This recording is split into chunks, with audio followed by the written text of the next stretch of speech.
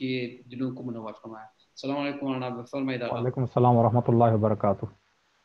اعوذ باللہ من الشیطان الرجیم، بسم اللہ الرحمن الرحیم۔ اللہم رب شہر رمضان الذی انزلت فیہ القرآن وافترضت علی عبادک فیہ الصیام صلی علی محمد وآل محمد ارزقنی حج بیتک الحرام فی عامی ھذا وفی کل عام واغفر لی تلک الذنوب العظام فإنه لا يغفرها غيرك یا رحمن یا علام۔ ماہ مبارک رمضان کی 16 تاریخ اختتام پذیر ہوئی۔ اللہ رب العزت سے تمام شہدائے اسلام کا واسطہ دے کر دعا کرتے ہیں کہ پروردگارہ تمام شہداء کے خون کے خطرے کا واسطہ ان 16 دنوں کی ہماری عبادت قبول فرما، اور آنے والے ایام میں ہم سب کو مخصوصاً شب قدر میں سمجھتے ہوئے اس کی قیمت اور اس کی قدر کو تیری بارگاہ میں عبادت اور اطاعت میں بسر کرنے کی توفیق عنایت فرما۔ اور خداوندہ تجھے واسطہ محمد و آل محمد اور ماہ مبارک رمضان کا، جب تک ہماری زندگی باقی رہے، ہماری زندگی کے آخری سانس جب تک دنیا میں ہماری نسل باقی رہے، تیرے در اور تیرے اہل بیت سے متصل، منسلک، متمسک رہنے کی توفیق اور سعادت نصیب فرما۔ آپ سب جانتے ہیں کہ ماہ مبارک رمضان جو رحمتوں سے بھرا ہوا مہینہ، معنویت سے سرشار مہینہ ہے، جس کے حوالے سے پیغمبر مکرم اسلام نے ایک مفصل خطبہ پیش کیا تھا ماہ مبارک رمضان شروع ہونے سے پہلے، جس میں کہا کہ اس میں تمہارا سونا عبادت، تمہارا سانس لینا عبادت، ایک آیت کا ثواب، اتنا سب جو پیغمبر اسلام نے بتایا۔ اب وہ جو ماہ رمضان کی رحمت اور معنویت ہے، وہ اب اس کی اوج سے ایام، ہم دو چیزوں کو یہاں پر الگ کریں گے۔ ایک ایام ماہ مبارک رمضان ہے، ایک معنویت و رحمت ماہ مبارک رمضان ہے۔ ایام ماہ مبارک رمضان اوج پر پہنچ کر نیچے اتر رہے ہیں، اس لیے کہ مہینہ 15 کے بعد اب ختم پہ نکل رہا ہے۔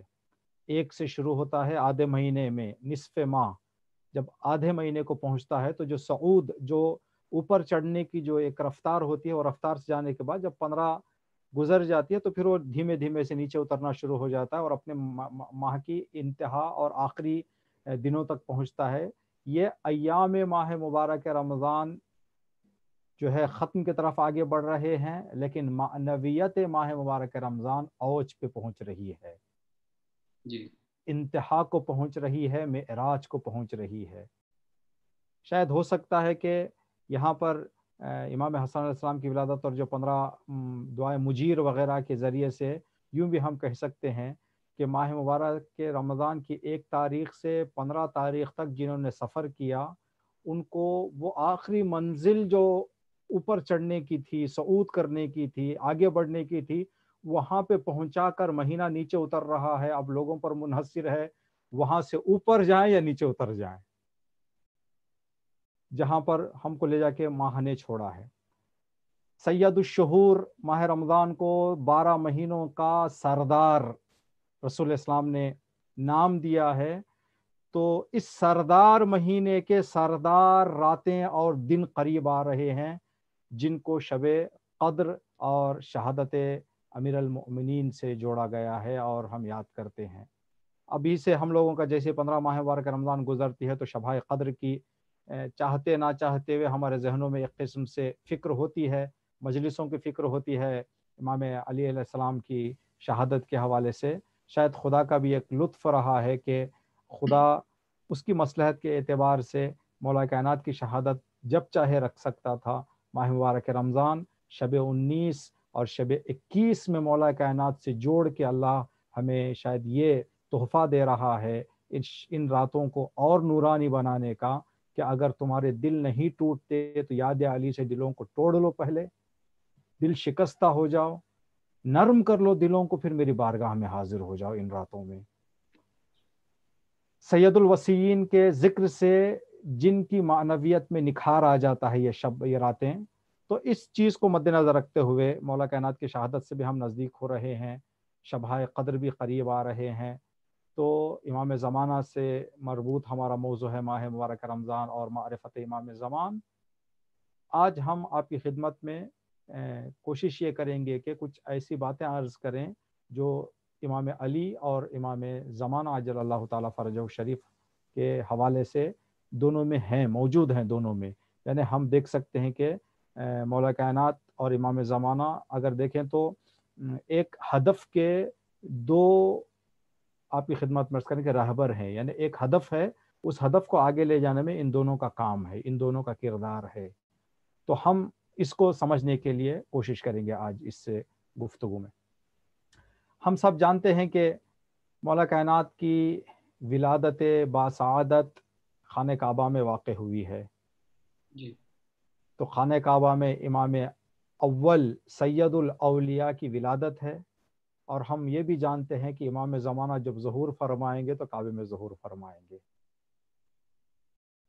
تو امام اول کی زندگی کی شروعات کعبے سے ہوئی ہے، امام آخر کی ظہور کے بعد کی حکومت کعبے سے شروع ہوگی۔ سید الاوصیاء اور ختم الانبیاء کے ختم الاوصیاء کے درمیان یہ شبات، زوجہ سید الاوصیاء اور مادر ختم الاوصیاء امام زمانہ حضرت زہرا سلام اللہ علیہ کی ایک روایت ہے جس میں آپ نے اس منظر کو یوں پیش کیا کہ مثل الامام کا مثل الکعبہ، امام کی مثال کعبے جیسی ہے۔ تو اگر ہم یوں دیکھیں اس اعتبار سے تو کعبہ ابتدائے امامت اور انتہائے امامت کا مرکز اور محور ہے، جہاں سے امامت شروع ہوئی اور جہاں پر امامت کی حکومت آگے جائے گی۔ یہ ایک رخ۔ دوسرا رخ ہم دیکھتے ہیں کہ جب پیغمبر مکرم اسلام نے اعلان رسالت کیا تو خانہ کعبہ میں بت زیادہ موجود تھے، تو مولا کائنات کو کعبے میں لے جا کر اپنے دوش پر سوار کرتے ہوئے مولا کائنات بتوں کو توڑ رہے تھے، تو رسول خدا نیچے کھڑے ہوئے جب یہ بت کو گرتے ہوئے دیکھ رہے تھے تو زبان پر ایک آیت دہرا رہے تھے، جاء الحق وزہق الباطل ان الباطل کان زہوقا۔ ایک بت نیچے گرتا، پیغمبر اسلام فرماتے جاء الحق وزہق الباطل، جاء الحق وزہق الباطل ان الباطل کان زہوقا۔ ہم سب جانتے ہیں کہ پیغمبر مکرم اسلام نے اس آیت کو جو تلاوت فرمایا وہاں پہ ظاہراً اس وقت کے اعتبار سے بت باطل کے مصداق میں ہیں اور اسلام حق کے جگہ پر ہے۔ بت گر رہے تھے اور اسلام کا پرچار ہو رہا تھا، تو پیغمبر اسلام کی نگاہ لوگوں کے لیے اس زمانے کی یہاں پر تھی، لیکن جب ائمہ علیہ السلام خود پیغمبر اسلام نے جب اس آیت کے حوالے سے گفتگو کی تو فرمایا کہ اس آیت کا مکمل معنی ظہور امام مہدی کے بعد پورا ہوگا۔ تو یہ جاء الحق و زہق الباطل بتوں کو توڑتے ہوئے جو رسول اسلام فرما رہے تھے، یہ ممکن ہے کہ مادی بت تو گر گئے لیکن ذہنوں کے بت ابھی بھی دنیا میں موجود ہیں۔ جی بے شک۔ جب امام زمانہ ظہور فرمائیں گے تو یہ آیت پھر وہاں دہرائی جائے گی جب دلوں کے اور ذہنوں کے، فکروں کے، عقیدوں کے بت گریں گے۔ تو یہ آیت امام علی علیہ السلام اور امام زمانہ، یہ منظر اور یہ واقعہ بتوں کو توڑنے کا امام علی علیہ السلام اور امام زمانہ دونوں سے جڑا ہوا ہے۔ یعنی امام علی علیہ السلام نے جو باطل کی نابودی کے لیے کعبے سے بتوں کو توڑ کر قدم اٹھایا تھا وہ ادھورا رہ گیا، پھر اس قدم کو آگے لے جانے کی ہمارے 11 اماموں کو اجازت نہیں ملی، وہ ہدف اور وہ مقصد ادھورا ہے۔ جب امام آئیں گے، تشریف لائیں گے، تو اس ادھورے مقصد کو جو ذہنوں، فکروں، مادی معنوی بتوں کو گرا کر پھر امام اپنی حق پوری طرح سے دنیا میں رہے گا، باطل پوری طرح سے مٹ جائے گا۔ آپ حضرات سب جانتے ہیں کہ قرآن میں اللہ رب العزت نے ایک آیت میں فرمایا ہے، کیا رسول اسلام سے خطاب کرتے ہوئے، کیا اے رسول کیا آپ نے دیکھا ہے اس آدمی کو من اتخذ الہہ ہوا؟ یا رسول کیا آپ نے ان لوگوں کو دیکھا ہے جنہوں نے اپنے چاہتوں کو اپنا رب بنا لیا ہے، اپنا اللہ سمجھ بیٹھے ہیں؟ الہ سمجھ بیٹھے ہیں. تو یہاں پر مفسرین کہتے ہیں کہ بت کا مطلب، جو تھائی لینڈ میں ہم زندگی کر رہے ہیں تو ماشاءاللہ یہاں پر اس چیز کی کمی نہیں ہے. اب گلی گلی کوچے کوچے چپے چپے میں یہ نظر آئیں گے آپ کو بت. تو بت کا معنی، ظاہری معنی بت کا یہ ہے کہ یہ جو شکلیں بنائی جاتی ہیں، ڈھانچے بنائے جاتے ہیں، مجسمے بنائے جاتے ہیں، ایک چاہے کسی جانور کے، کسی آدمی کے، کسی بھی شکل میں جو تیار کیے جاتے ہیں، اس کو بت کہتے ہیں لغت کے معنی میں، ڈکشنری میں. لیکن حقیقت میں یہ اللہ نے جو فرمایا کہ اے رسول، کیا آپ نے اس آدمی کو دیکھا جس آدمی نے اپنی چاہتوں کو بت بنا لیا ہے؟ تو چاہتوں کا بت کیا ہے؟ چاہتوں کا کچھ مجسمہ ہوتا ہے، کچھ شکل ہوتی ہے، نہیں ہوتی. تو یہاں پر اللہ رب العزت یہ بتانا چاہ رہا ہے، ہر وہ چیز جو انسان کے ذہن کو اللہ سے ہٹا دے وہ بت ہے. چاہے بچے ہوں، چاہے بیوی ہوں، چاہے پیسہ ہو، چاہے علم ہو، چاہے کچھ ہو. ہر وہ چیز جو انسان کے ذہن کو خدا سے دور کر دے وہ بت ہے. تو اللہ رب العزت نے فرمایا یہاں پہ، تو یہ بتوں کو گرائیں گے امام زمانہ جل اللہ تعالیٰ فرج و شریف آنے کے بعد. یہ جو امام علی علیہ السلام نے بتوں کو گرایا تھا، معلوم تھا کہ یہ بت گریں گے، لیکن ابو جہل کی شکل میں ذہنی بت، چلتے پھرتے بت تو زندہ ہیں. ابو سفیان کی شکل میں چلتے پھرتے عقل اور فکر کے بت تو زندہ ہیں. ان بتوں کو ختم کرنا امامت کا ہدف، نبوت کا ہدف تھا، جو شروع تو ہوا، اعلان تو کر دیا گیا شروعات کا، لیکن اختتام کو نہیں پہنچا. امام علی اور امام مہدی علیہ السلام سے ہم یوں جوڑ سکتے ہیں، جس ہدف کو رسول اسلام نے مولا کائنات اور امامت سے شروع کیا تھا، وہ ہدف امام مہدی آ کر ختم کریں گے، سارے بتوں کو توڑیں گے. اس کے علاوہ جو مسئلہ ہم سمجھ سکتے ہیں، اللہ رب العزت نے قرآن کریم میں رسول اسلام سے یہ کہلوایا کہ لوگوں کو یہ پیغام دو کہ اگر تم سچ میں اللہ کو چاہتے ہو تو میری بات مانو. یہ آیت قرآن کریم میں موجود ہے، ان کنتم تحبون اللہ فاتبعونی یحببکم اللہ. اے مسلمانوں، اگر تم سچے اللہ سے پسند، اللہ کی محبت رکھنے والے ہو تو ثبوت دو. ثبوت کیا ہے؟ اتباع رسول، اطاعت رسول، فرمان برداری رسول. اگر تم نے یہ ثبوت دے دیا تو یقین جانو کہ اللہ بھی تم کو چاہ رہا ہے. اب یہ رسول، اطاعت رسول، عشق خدا کی دلیل، حب خدا کا ثبوت ہے اطاعت رسول. اب خود رسول اسلام نے دو روایتیں فرمائیں جو امام اول اور امام آخر، امام علی اور امام زمانہ سے جڑی ہوئی ہے. ایک روایت میں رسول اسلام نے فرمایا، اگر ہم سچے اللہ کے چاہنے والے ہیں تو اگر کوئی بھی مسلمان، الحمدللہ ہمیں توفیق نصیب ہے کہ ہم امام اول کی امامت کے بھی مقر ہیں اور امام آخر کی امامت کے بھی مقر ہیں، لیکن جو عالم اسلام کے مسلمان ہیں اگر وہ اس آیت پر عمل کرنا چاہتے ہیں تو رسول اسلام کی ان دو روایتوں کو عمل کرنا پڑے گا. ایک جگہ پیغمبر اسلام نے فرمایا، من اطاع علیا فقد اطاعنی ومن عصى علیا فقد عصانی. جو کوئی علی کی اتباع کرے گویا وہ میری اتباع کر رہا ہے، جو علی کی مخالفت کرے گویا وہ میری مخالفت کر رہا ہے. دیکھیں سلسلہ کیسے جوڑ رہا ہے، کڑی سے کڑی کیسے جوڑ رہی ہے. اللہ نے فرمایا کہ اگر تم عشق خدا سچ میں رکھتے ہو تو رسول کی اطاعت کرو. رسول فرما رہے ہیں کہ علی کی اطاعت میری اطاعت ہے، علی کی مخالفت میری مخالفت ہے. اب یہی رسول نے ایک اور مقام پہ فرمایا، یہاں پر ضمیر استعمال کی گئی ہے، ہم ضمیر کو ہٹا کر خود امام کا نام ذکر کریں گے. من اطاع مہدی فقد اطاعنی ومن عصى مہدی فقد عصانی. جو امام مہدی کی اطاعت کرے اس نے میری اطاعت کی، جس نے امام مہدی کی مخالفت کی اس نے میری مخالفت کی. یعنی جس رسول نے سید الاوصیاء کے بارے میں یہ حدیث ہدایت فرمائی، خاتم الاوصیاء کے بارے میں بھی یہی ہدایت فرما کے بتایا کہ یہ پورا سلسلہ امامت علی سے شروع ہوگا، امام مہدی پر ختم ہوگا. تو ہم کو اس بات کی طرف توجہ بہت ضروری ہے کہ ہمارے زمانے کا جو امام ہے امام مہدی اجل اللہ تعالیٰ فرجہ شریف ہیں، تو رسول اسلام نے فرمایا کہ آج تم اطاعت رسول کرنا چاہتے ہو تو اطاعت زمانے امام زمانہ کرو، زمانے کے امام کی اطاعت، رسول کی اطاعت، رسول کی اطاعت عشق خدا کی کا ثبوت اور دلیل ہے۔ امام علی علیہ السلام کی 4 سالہ حکومت کو اگر ہم ایک جملے میں خلاصہ کرنا چاہیں جو کیا گیا ہے، جنہوں نے امام علی علیہ السلام کی زندگی کو بڑی دقت سے مطالعہ کیا، ابن ابی الحدید معتزلی جو اہل سنت عقیدہ رکھنے والے ہیں، معتزلی فکر رکھنے والے ہیں، شرح نہج البلاغہ جو انہوں نے لکھی ہے اس میں یہ ذکر کیا ہے کہ قتل علی فی محراب عدلہ لکثرت عدلہ فی محراب عبادتہ لکثرت عدلہ۔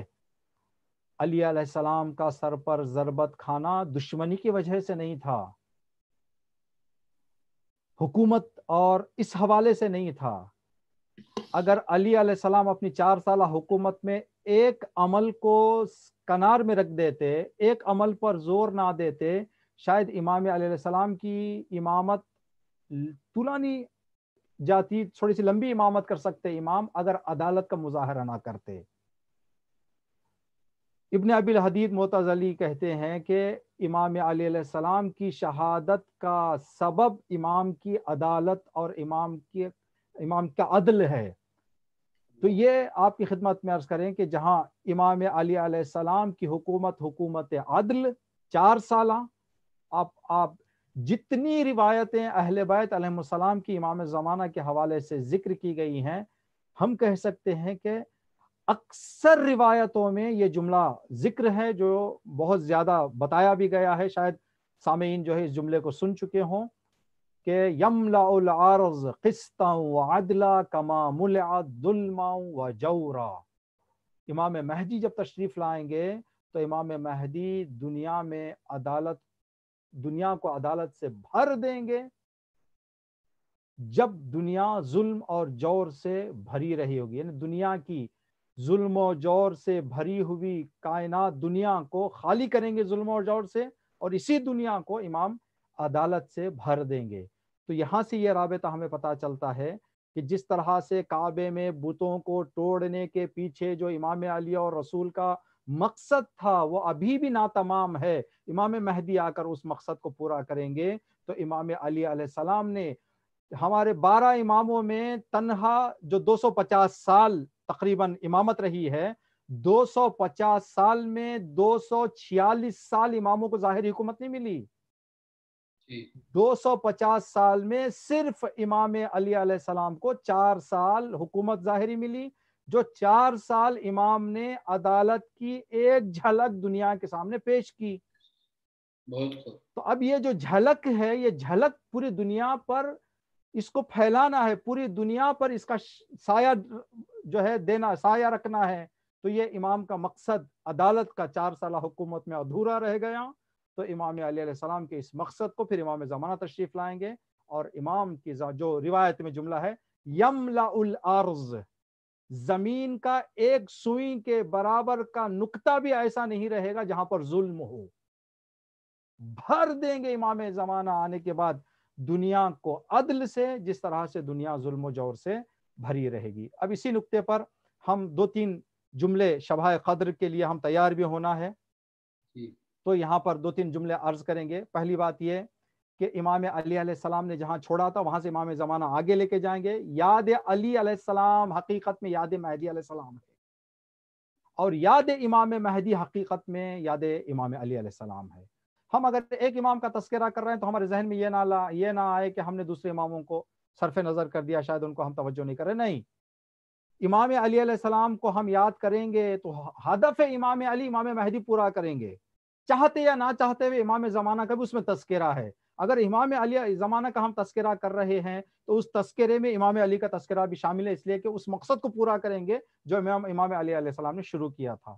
عاشق علی علیہ السلام اگر سچا عاشق ہے، توجہ کریں اس بات پر ناظرین، خود ہمارے لیے اور سب کے لیے، تو امام زمانہ آنے کے بعد عدل سے دنیا کو بھریں گے، تو ہمیں عدل کی تمرین کرنی ضرورت ہے، عدل کی اپنے اندر جو ہے عادت کرنی ضرورت ہے۔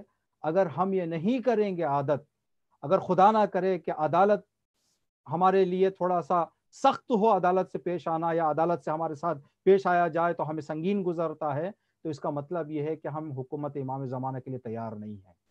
اس لیے حکومت امام زمانہ عدل کی حکومت ہے۔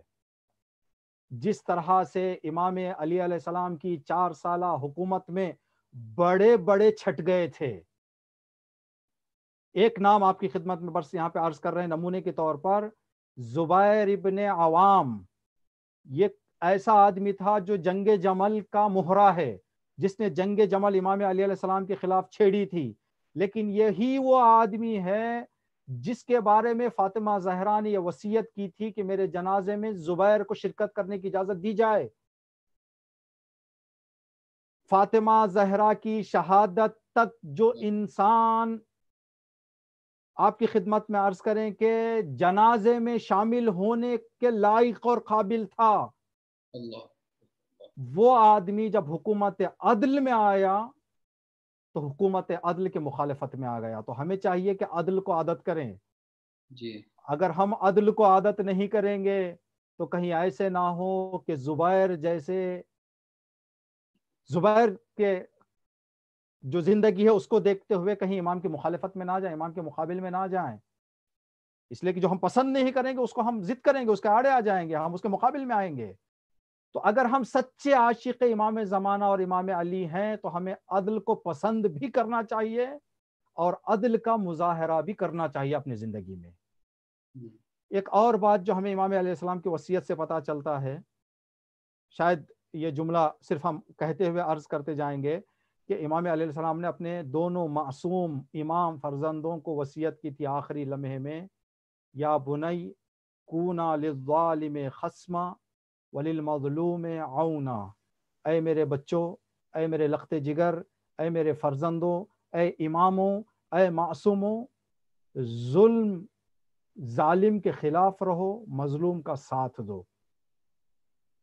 تو اللہ رب العزت نے عدل کے مقابل میں ظلم کو رکھا ہے، تو اگر ہم عدل پسند نہیں رہیں گے تو ہم چاہے مانے یا نہ مانے ہم ظلم کے طرفدار ہیں۔ ظلم کے طرفدار ہو جانا امام علیہ السلام کی وصیت ہے امام حسن اور امام حسین کو کہ ان کو پسند نہ کرو۔ امامت کو یہ وصیت ہے کہ امامت ظلم کو پسند نہیں کرتی۔ امام علیہ السلام کا فرمان ہے تو بچوں پر واجب ہے کہ باپ کے حکم کو مانے، ایک تو امام ہے دوسرے باپ ہیں، تو امام زمانہ کبھی بھی ظلم کو پسند نہیں کریں گے۔ اگر ہم چاہتے ہیں کہ امام زمانہ کے ساتھ ہو جائیں تو ضروری ہے کہ ہم عدل کا مظاہرہ کریں۔ اور اگر ہم اپنے دین مبین اسلام میں دیکھیں تو بہت ساری جگہوں پر اللہ نے یہ سبق ہمیں دیا ہے کہ عدل کا مظاہرہ کرو۔ نماز جماعت عدل کا سبق دینے کے لیے ہے، نماز جمعہ عدل کا سبق دینے کے لیے ہے، جہاں ایک ہی صف میں کھڑے ہو گئے محمود و ایاز کا مظاہرہ کریں، مالدار مالدار نہ رہے، غریب غریب نہ رہے، مجلس اعضاء، فرش اعضاء، محفل، شبہ قدر، یہ سب عدل کا مظاہرہ ہے، یہ درس سے عدل ہے تاکہ ہم حکومت عدل کے لیے تیار رہیں۔ تو اپنی زندگی میں دوسرے مراحلوں میں دیکھیں، جب کسی منصب کے تقسیم ہونے کی بات آ رہی ہے تو کیا ہم عدل کا مظاہرہ کر رہے ہیں یا خاندان اور قبیلے کی طرفداری کر رہے ہیں؟ اگر ہم شائستگی اور لیاقت کو چھوڑتے ہوئے خاندان اور قبیلوں کی طرف دوڑیں تو مطلب ہم نے جماعت میں سے عدل کا سبق نہیں لیا، ہم نے نماز عید سے عدل کا سبق نہیں لیا، ہم نے مجلس عزا سے عدل کا سبق نہیں لیا۔ تو ہمیں یہ دیکھنا ہے کہ اپنی زندگی میں عدل کا مظاہرہ کتنا ہم کر رہے ہیں، کس حد تک ہم عدل کا جو ہے پسند کر رہے ہیں۔ اگر یہ عادت ہم نہ کریں تو خدا نہ کرے ایسا نہ ہو جائے کہ جس طرح سے ہماری روایتوں میں ہے کہ آج الاجل کہنے والوں کی ایک بڑی تعداد ایسی ہوگی، جب امام زمانہ آئیں گے تو پہلے ان لوگوں میں سے ہوں گے جو مخالف اور منکر امام زمانہ ہوں گے۔ کیا پریشانی ہو جائے گی ان کے پاس؟ اس لیے کہ انہوں نے اعتقاد امام زمانہ تو رکھا تھا لیکن عدل کی عادت انہوں نے اپنی زندگی میں نہیں ڈالی تھی۔ جب عدل کی زندگی نہیں ڈالیں گے، عادت نہیں ڈالیں گے، ہم عدل سے اپنی زندگی کو نہیں سنواریں گے، پھر امام زمانہ کی حکومت سے ہم اپنے آپ کو جوڑ نہیں پائیں گے۔ اللہ رب العزت سے دعا ہے، دعا امام حجت سے اپنی اس گفتگو ختم کریں۔ اللہم صلی علی محمد وآل محمد وعجل فرجم الہی بحق من ناجاک و بحق من دعاک فی البر والبحر تفضل على فقراء المؤمنين والمؤمنات بالغناء والثروة، وعلى مرضى المؤمنين والمؤمنات بالشفاء والراحة، وعلى أحياء المؤمنين والمؤمنات باللطف والكرم، وعلى أموات المؤمنين والمؤمنات بالمغفرة والرحمة، وعلى غرباء المؤمنين والمؤمنات بالرد إلى أوطانهم سالمين غانمين بحق محمد وآله أجمعين. والسلام عليكم ورحمة الله وبركاته. بہت بہت شکریہ مولانا. آپ نے واقعاً بھی ہر دن یہی آپ کی کوشش رہی ہے کہ جو بھی ہمارے ناظرین محترم ہیں وہ کچھ نہ کچھ معرفت امام زمانہ حاصل کر سکیں. آج کا ان کا جو نچوڑ تھا وہ عدل تھا کہ ہم دوسروں کو اگر عدل کرنا ہو تو گھبراتے نہیں ہیں, حاضر ہو جاتے ہیں, شاید بھی عدل کر پا لیں, لیکن خود نفس کا مسئلہ آتا ہے تو شاید تھوڑا سا پیچھے ہٹ جاتے ہیں. ہماری کوشش یہی رہے کہ خود کو پہلے عدل کے ترازو میں تول کر دیکھیں کہ ہم کس حد تک عادل ہیں یا نہیں ہیں. اور مولانا نے بہت اچھی بات بتائی کہ انسان کا حال دیکھنا چاہیے نہ کہ اس کا پچھلا. کبھی ہمارے اکثر اگر آپ دیکھا جائے تو جو قاتل امام علی علیہ السلام ہے وہ جنگ صفین میں رکاب شہادت تک پہنچ گیا تھا. اس کا پاسٹ, اس کا جو گزرا ہوا ہے, شاید اس وقت اس کو کچھ ملا ہوگا, لیکن اصل حقیقت یہی ہے کہ حال میں ہمارا کیا ہے, اسی لیے اور ہمارا آئندہ کیا ہونے والا ہے. اسی لیے ہم ہمیشہ یہی دعا کرتے ہیں کہ ہماری عاقبت بخیر زندگی ہو, کیونکہ جیسے بھی تھے گزر گئے, لیکن جب موت آئے تو ہم یہ نہ ہو ہمارے ہاتھ سے کہ ہماری زندگی گنوا دیں. ہمیں ہمیشہ عاقبت بخیر زندگی ہو. ہمیشہ جب ہم اس دنیا سے جا رہے ہوں تو ایک طرف دامان اہل بیت ہو تو ایک ہاتھ میں قرآن مجید ہو. ہم امید کرتے ہیں کہ تمام ناظرین محترم انشاءاللہ کل ٹھیک 9 بجے بینکاک ٹائم پہ اور انڈیا کا ٹائم 7:30 بجے دوبارہ ہم اچھی باتوں کے ساتھ, اچھے نصائح اور نصیحتوں کے ساتھ, اچھی گفتگو کے ساتھ دوبارہ ہم حاضر ہوں گے. آخر میں ہم ایم سی ٹیم اور IBS کا اور ہمارے مولانا حضرات کا, خطیبوں کا اور ہمارے قاری کا سب کا شکریہ ادا کرتے ہیں. کل تک کے لیے اجازت دیجیے. والسلام علیکم. خدا حافظ.